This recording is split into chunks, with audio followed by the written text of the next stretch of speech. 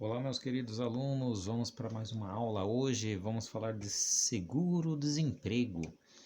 Pois é, o que é o seguro-desemprego? Vamos lá. Quem tem direito a ele? Tem direito ao seguro-desemprego as pessoas nas seguintes condições: trabalhadores formais, dispensados sem justa causa, trabalhadores cursando programa de qualificação com contrato de trabalho suspenso em comum acordo com o empregador e pessoas resgatadas, né, de condições análogas à escravidão. Nossa só, olha isso daí, ó.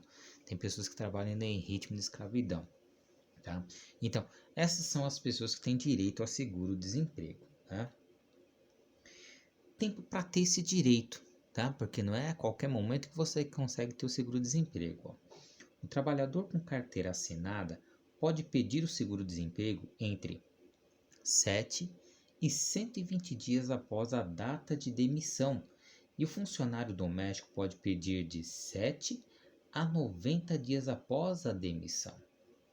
O trabalhador recebe 3 parcelas do seguro-desemprego, se comprovar no mínimo 6 meses trabalhado, 4 parcelas se comprovar no mínimo 12 meses e 5 parcelas a partir de 24 meses trabalhado. Olha só.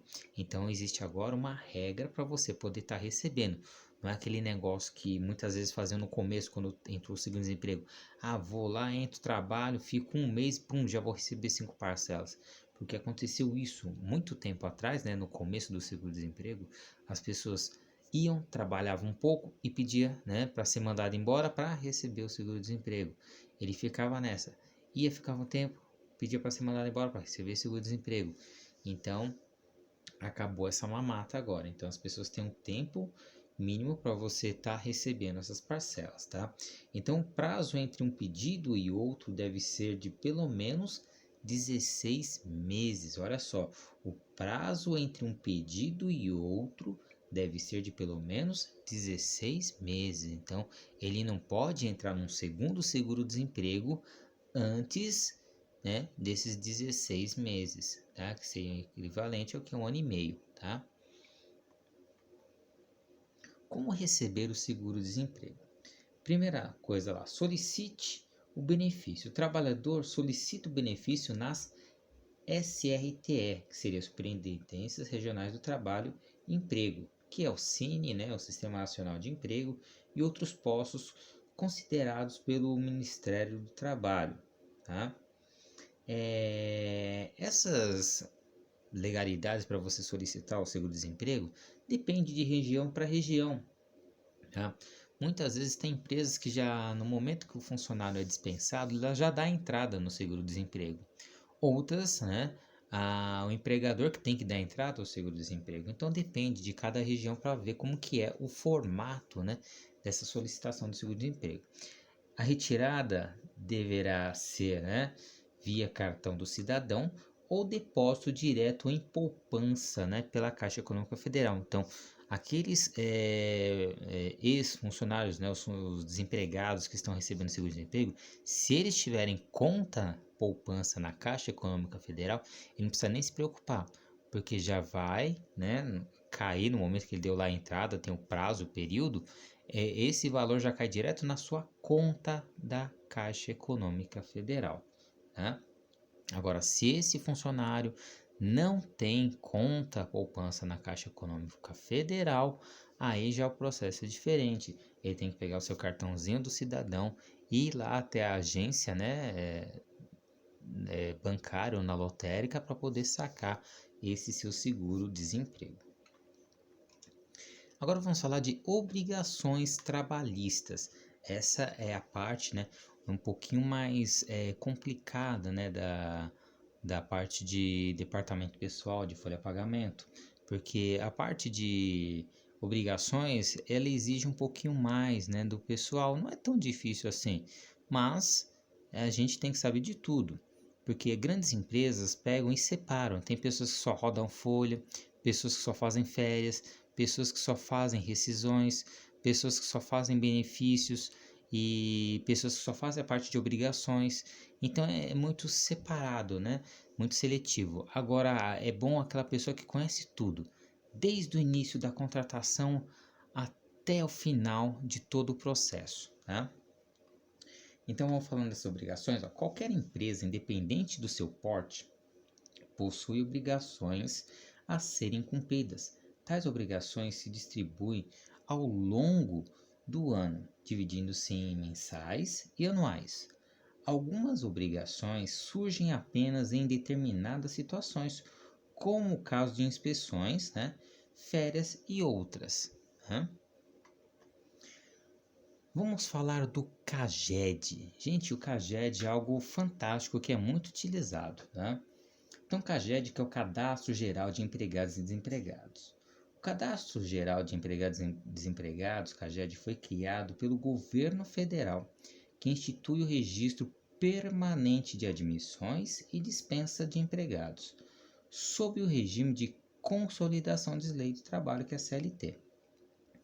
Este cadastro geral serve como base para a elaboração de estudos, pesquisas, projetos e programas ligados ao mercado de trabalho, ao mesmo tempo que substitui a tomada, de decisões para ações governamentais. Tá? Então, resumindo isso daqui, vocês já devem ter ouvido falar muito nos jornais que o índice de emprego em determinada região aumentou, ou o índice de desemprego em determinada região diminuiu. Essas informações vêm exatamente desse documento que é o CAGED. Então, o CAGED, quando ele é transmitido lá para os órgãos governamentais, automaticamente se tem essas informações para serem divulgadas. E com isso, né, como ele falou que pode ser utilizado para ações governamentais, eles vão ver o que a gente precisa fazer para melhorar o número de empregados, né, e reduzir os desempregados no nosso país.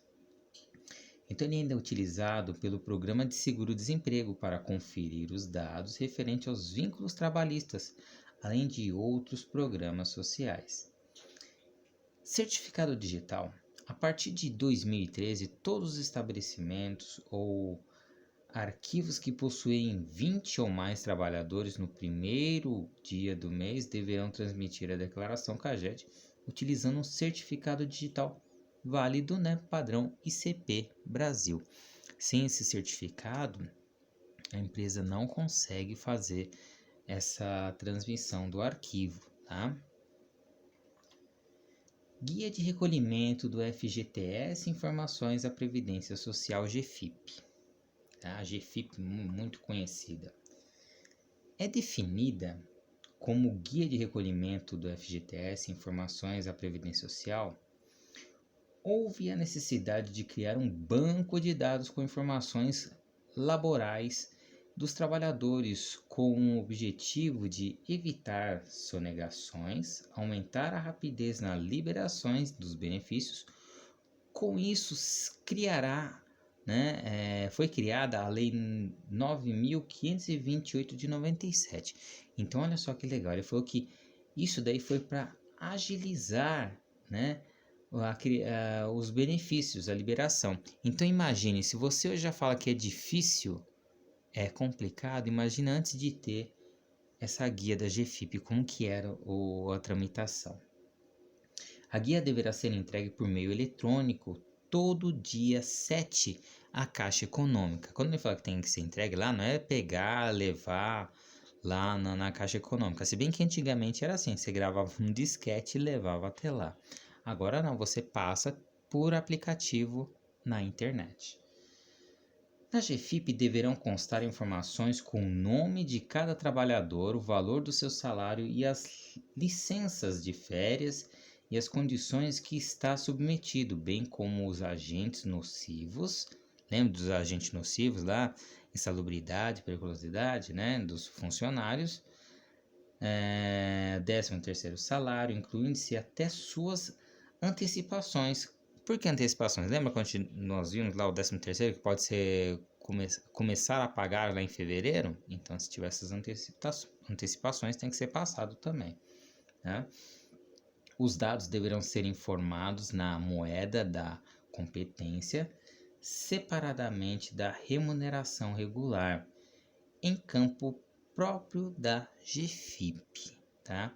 Então a LGFIP ela mostra lá exatamente qual que é a moeda competente que a pessoa está recebendo para poder colocar ali. Mensalmente, a guia, né, deve ser entregue por todos os empregadores e atende duas finalidades distintas: permitir o recolhimento do FGTS dos empregados seletistas e trazer informações importantes para a Previdência Social. Tanto é, gente, que quando se faz isso no sistema, que olha só, eu já vou passar para vocês na próxima aula, ó, fiquem ligados na próxima aula, nós vamos rodar tudo que vocês aprenderam lá do início até agora num sistema. Então vai ser a melhor aula, tá? Não percam a próxima aula, onde vocês vão ver na prática como é que roda tudo que nós aprendemos no sistema. Né? As empresas, por desconhecimento, muitas vezes informam apenas dados sobre os trabalhadores que têm carteira assinada, sem mencionar nada sobre mão de obra terceirizada. E tem que informar.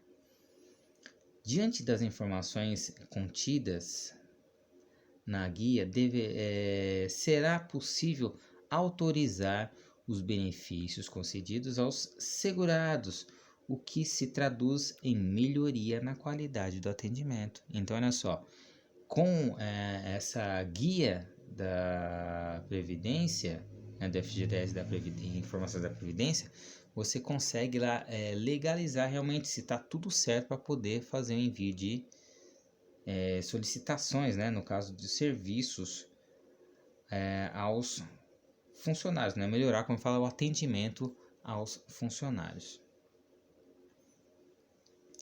GPS, Guia de Previdência Social. O empregador deve encaminhar ao sindicato representativo da categoria profissional mais numerosa entre seus empregados até o dia 10 de cada mês cópia da GPS das contribuições recolhidas lá no INSS relativamente à competência anterior. Então, isso é algo que eu vejo muito falho. Muitas empresas não fazem isso. Não pega a guia lá e leva para o sindicato, ou transmite para o sindicato, né? Como a gente tem um meio digital, não precisa ir até lá, só transmite por e-mail.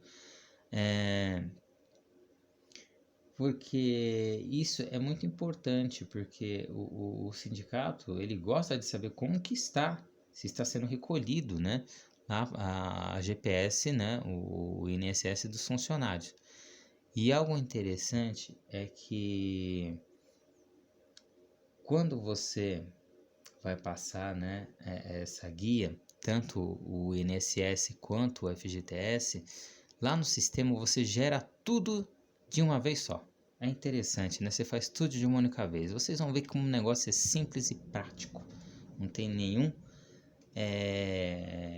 uma dificuldade para ser feita. Agora nós vamos falar da RAIS. A RAIS é algo, né, que é a Relação Anual das Informações Sociais, é algo que está para ser meio extinta. Né? A RAIS, o CAGED, são algumas informações que você passa, né, para o governo que estão para ser extintas com o e-social, porque praticamente se repete a mesma informação de um para o outro. Então, por que ficar passando tudo toda vez, né, repetindo as mesmas informações? Tudo bem que é um meio seguro, mas se você já tem informação num local, não precisa passar em outro. Então, essa RAIS, vamos lá, o que é? A RAIS, Relação Anual de Informações Sociais, é a forma de coleta de dados trabalhistas criada pelo governo em 1975 e instituída pelo Decreto 76.900, de 23 de 12 de 75.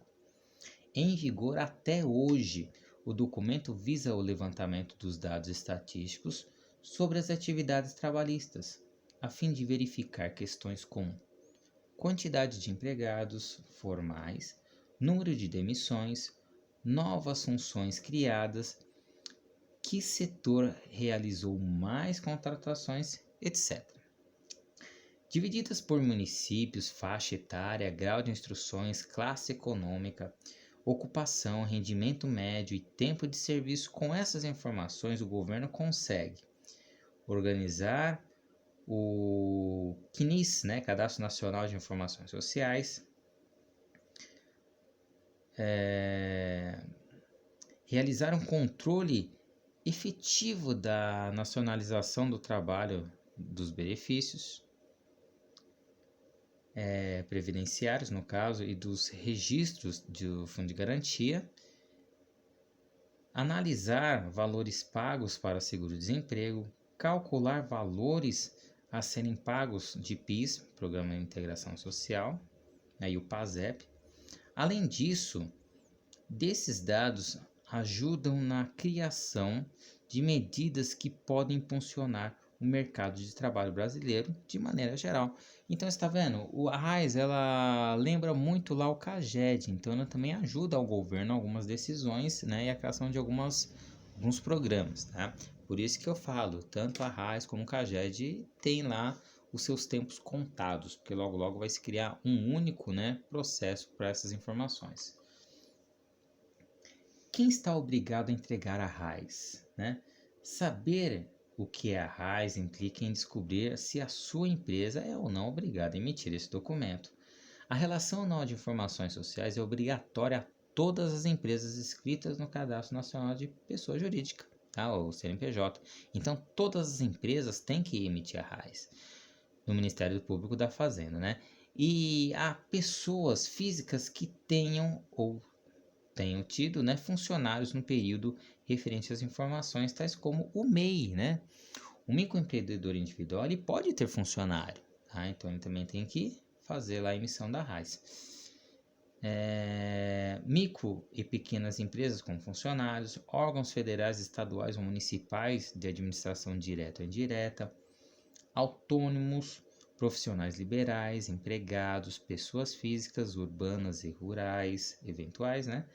Agências, sucursais, filiais, representações e outras formas de entidades vinculadas à pessoa jurídica domiciliado no exterior, né? Então, a RAIS ela é praticamente obrigatória a todos. Agora, o que é a RAIS negativa, né? É algo que vocês vão ouvir quem for trabalhar na área. No entanto, pode acontecer de uma empresa estar ativa ou não. Ativa e não ter tido funcionários no ano base das informações.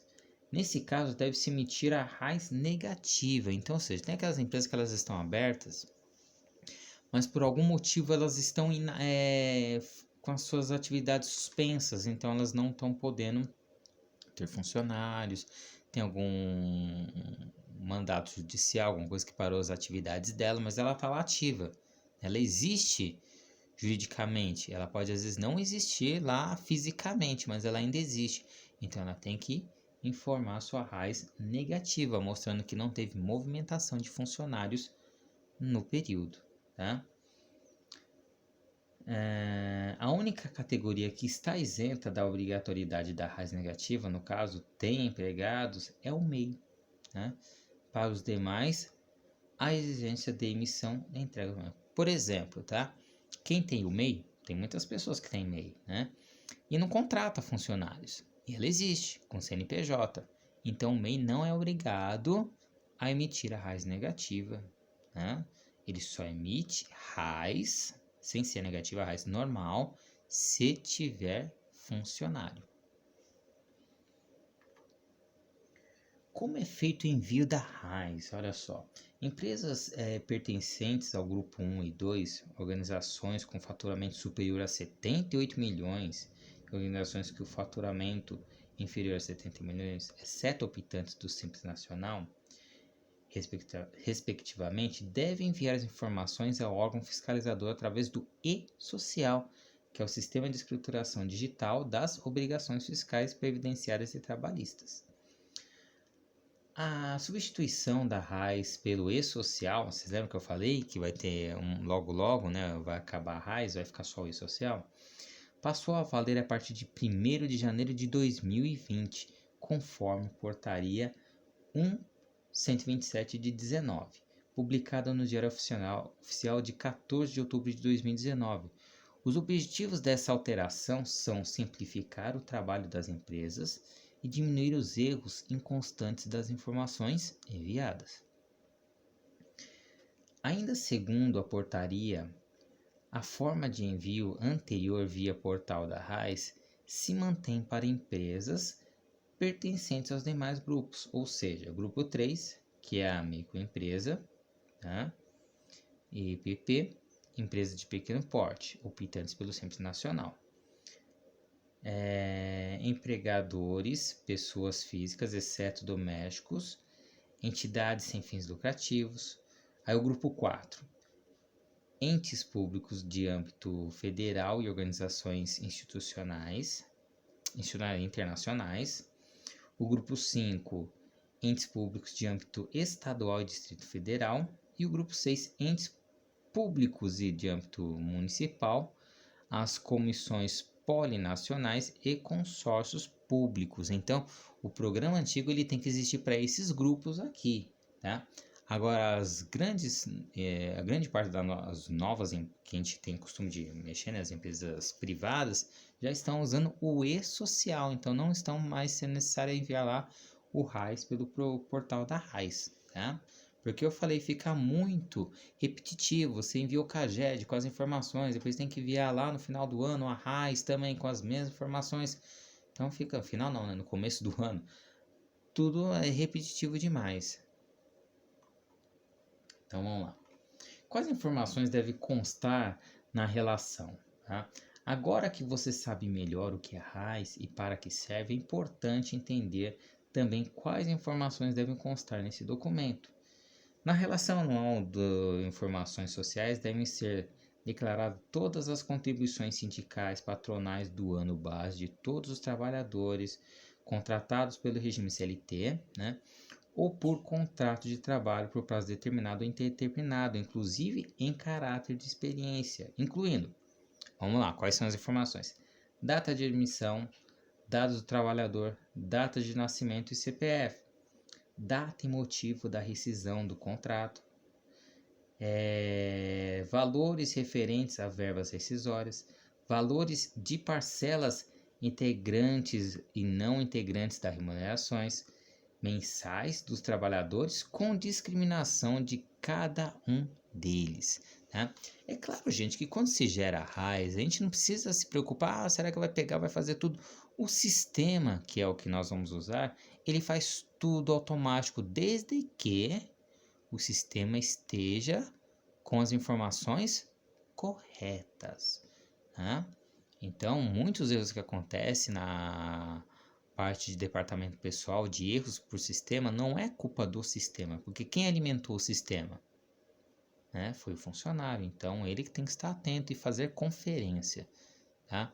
Fazer conferir, ver se os dados estão batendo com o que é realmente daquele funcionário.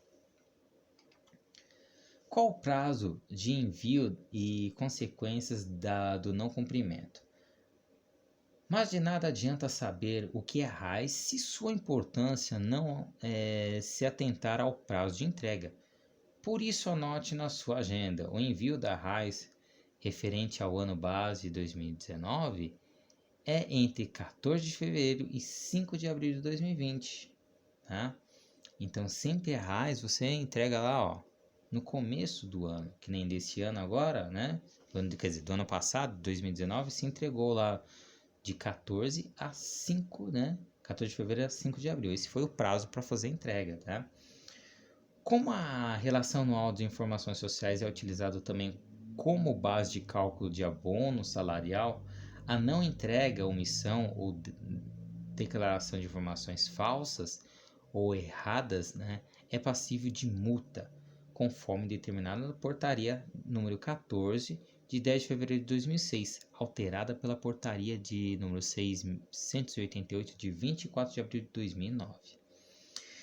Assim, as empresas, né, que não entregarem a RAIS estão sujeitas a multa com valores a partir de R$ 425,64, acrescidos de R$ 106,40 por bimestre de atraso, contados até a data da entrega.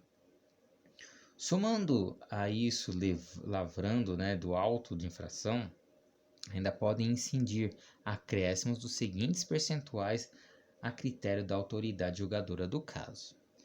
De 0 a 4% para empresas com 0, a 25 empregados, de 5 a 8% para empresas de 26 a 50 empregados, de 9 a 12% para empresas de 51 a 100 empregados, de 13 a 16% para empresas de 101 a 500 empregados e de 17 a 20% para empresas com mais de 500 empregados. Então a multa ela já é alta, tá? Então tem um valor expressivo.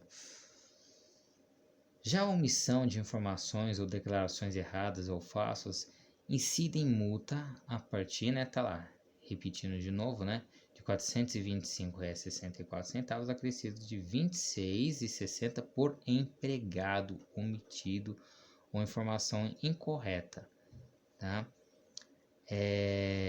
Inexatamente de acordo com o previsto no artigo 25 da Lei 7.998 de 1990. Agora, uma observação. É importante lembrar que ainda que a organização pague a multa, ela não está isenta do envio das informações da RAIS, tá? Então, mesmo que ele não ele vá lá, seja multado, tudinho, ele mesmo assim tem que pegar e enviar essa RAIS, tá? Dessa forma, a melhor maneira de evitar todo o transtorno e pagamento de multas é cumprir o prazo de entrega, tá? Atentar para enviar as informações corretamente. Para isso, é essencial contar com a ajuda de uma empresa de contabilidade a fim de garantir que tudo seja atendido adequadamente, tá? Isso eu falo porque, como eu já fiz transmissões de RAIS, você, no momento que você envia a RAIS, se você fizer a conferência, quer dizer, claro que quando você, não é envio, quando você faz a RAIS, que você vai fazer a transmissão, ela mostra todos os dados para você fazer a conferência antes do envio. Então, pegue aqueles dados e confira, imprima, se você não gosta de ficar vendo na tela, vai lá, imprime, pega o papel e confere com o sistema, confere com os dados do funcionário se está tudo ok. Confere com o prontuário dele, porque às vezes está alguma coisa lá no sistema e você sabe, mas tem alguma coisa errada aqui. Confira aí as informações corretas para não ser passível de multa.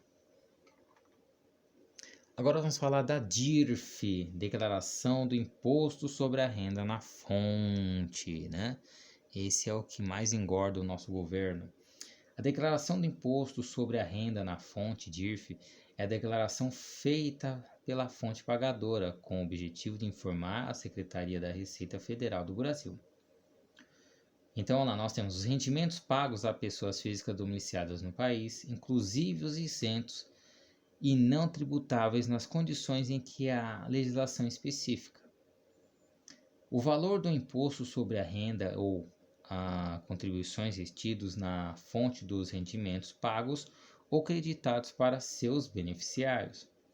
Aí tem lá o pagamento, critério, entrega, emprego ou remessa resistentes ou domiciliados no exterior, ainda que não tenha havido a retenção do imposto, inclusive nos casos de isenção ou alíquota zero. E o pagamento a plano de assistência à saúde coletivo empresarial, tá? Então, o imposto de renda na fonte, não sei se vocês lembram quando a gente faz o cálculo do imposto de renda lá para os funcionários. Todo mês vai descontando, todo mês vai descontando, todo mês vai descontando, que a empresa vai ter que pegar tudo aquilo lá e vai ter que colocar na DIRF, tá? Quer dizer, também ela paga a DARF, tá? Mas lá na DIRF também tem que informar. Agora, contribuição sindical patronal. Como o próprio nome fala, patronal, lembra o patrão, o dono da empresa. A contribuição sindical patronal é um dispositivo previsto na lei brasileira que funciona como parte da estrutura de manutenção de entidades representativas dos trabalhadores. Em outras palavras, a contribuição sindical patronal é a parcela do empregador na manutenção de condições igualitárias de diálogo e negociação. Então, é para que haja um meio de comunicação entre empresa e funcionário. tá? Eu já vi muitas brigas de sindicato para sindicato, em vez dos funcionários irem lá e brigar com o patrão, é o sindicato patronal com o sindicato, né, da categoria, por exemplo, sindicato dos metalúrgicos, dos vendedores, né, dos comerciantes e assim por diante.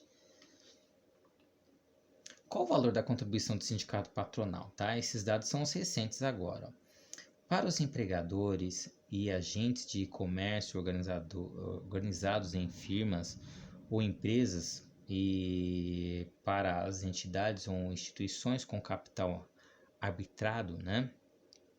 Item 3, alterado pela Lei nº 7.047, de 1º de dezembro de 82, nos incisos, né, nos parágrafos 3º e 4º e 5º do artigo 580 da CLT. Aí nós temos aqui a tabela de cálculo de contribuição sindical patronal de 2019. Aí ela não alterou ainda. Valor de referência, R$ 330,25, ou seja, a alíquota vai ser 30% e a contribuição vai ser de 117,8, tá? Então esse aqui é o que você não tem que se preocupar muito por enquanto, tá? Isso aqui é apenas para você ter uma ideia de como que é essa tabelinha do sindicato patronal. A data de recolhimento do patronal, ela é feita somente no dia 31 de janeiro de cada ano, tá? Ela só faz uma vez por ano. Agora, se você abre sua empresa depois do dia 31 de janeiro, como que faz? Aí você faz o recolhimento, né, lá na data que você dá a abertura, né, registra a sua empresa nos órgãos públicos. Deu o registro, faz o recolhimento. Aí no ano seguinte, que a empresa já está em atividade, faz lá no dia 31 de janeiro, tá ok? Agora vamos falar de informe de rendimentos. Muitas pessoas já devem ter precisado desse documento para a declaração do imposto de renda, tá? Porque o informe de rendimentos é um documento no qual constam todos os valores recebidos do período, né, de um ano por uma pessoa física. O documento também é conhecido como comprovante de rendimentos. Isso porque há vários tipos de fonte de renda que podem engrossar os ganhos de uma pessoa.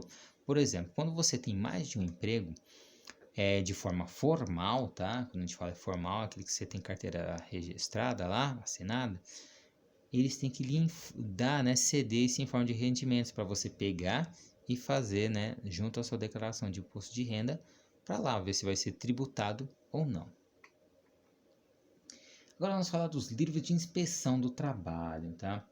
Esse livro de inspeção serve para que o auditor fiscal do trabalho anote a situação encontrada na empresa, obra ou qualquer outro lugar onde tenham funcionários, tá? Conforme a portaria 3.158 de 18 de 5 de 71, o livro é um instrumento de fiscalização usado pelo auditor, tá? Então as empresas têm que ter esse livro mais por causa do auditor, né?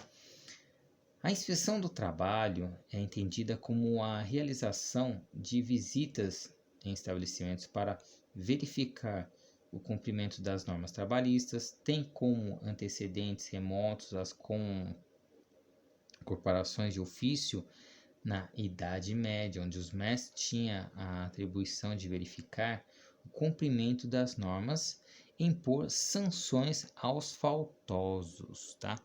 Porque tem muitas empresas que têm funcionário fantasma, tem muitas empresas que têm funcionários lá com alguma irregularidade, tá? Então, esse livro é justamente para fazer essa verificação. O auditor vai lá e pede, ó, deixa eu ver como que está a situação aqui dos seus funcionários, né?